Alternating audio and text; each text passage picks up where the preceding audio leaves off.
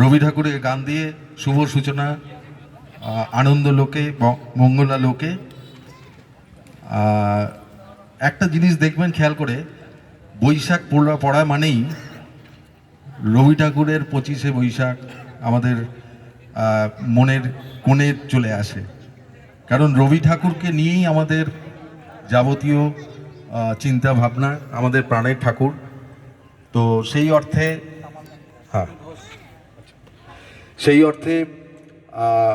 রবি ঠাকুরের গান দিয়ে এই অনুষ্ঠানের শুভ সূচনা।